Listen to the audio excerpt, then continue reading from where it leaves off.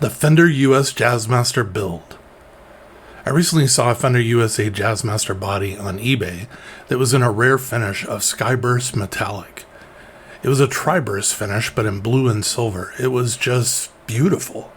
I purchased it and then purchased the neck and the other parts that I needed for my build.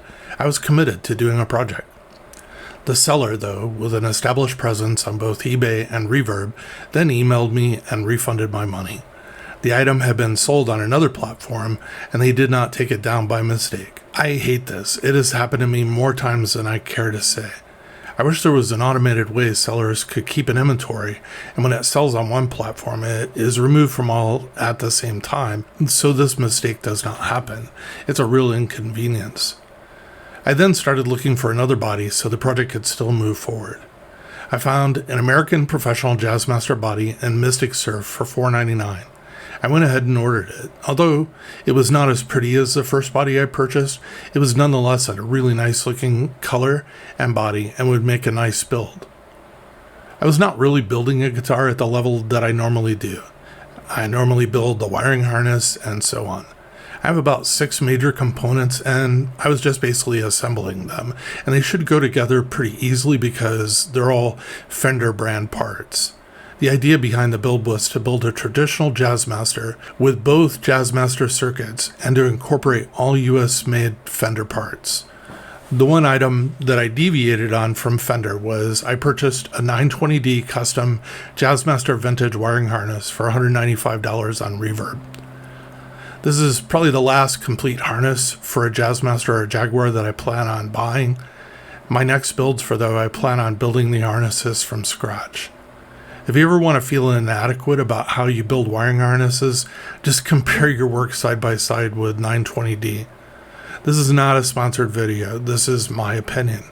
The opinion of someone who has built probably around 1,000 different guitar wiring harnesses over the years. Just the neatness of the wiring in their harnesses makes it look like it was created in some precision robotic shop. My harnesses look like my hair when I first roll out of bed in the morning. Well, who am I kidding? My harnesses look like my hair pretty much any time of the day. I'm at that age now where I think that using a hairbrush or comb is an optional step in prepping for the day. I emailed 920D the following. I looked at your website for a question of how you build your harnesses. I wanted to know whether they were built one by human hands or were they built in some robotic fashion. The reason I ask is the harnesses just appear to be so damn neat looking and how the wiring is run, so much so that it looks as though it was done by some precision-based machine. I got an answer back very shortly. Hey Jamie, our harnesses are built by hand. Glad to hear you like them. Our techs work very hard to make a quality product. Many thanks, Bennett Heller, the director. Next, I chose the following items for my build.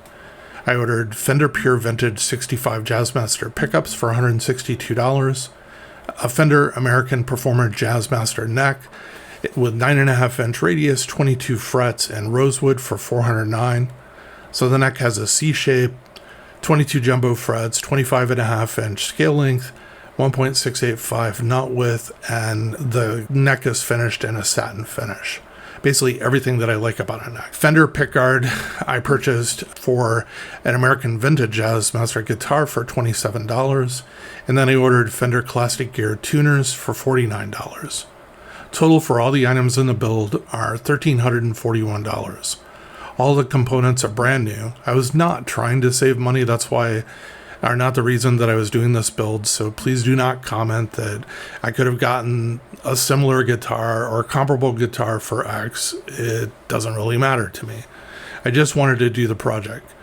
A new version of the guitar would have cost me around $1,899 though, and a used version, depending upon condition, would have cost between $1,030 and $1,471. Observations. Well, because everything was pretty much Fender-made parts, everything just fit perfectly. I almost pre-installed a shim, not really knowing whether it was needed, but I decided to hold off. I was surprised after assembly that the guitar string height adjusted perfectly, and I didn't need to install a shim, so that was nice.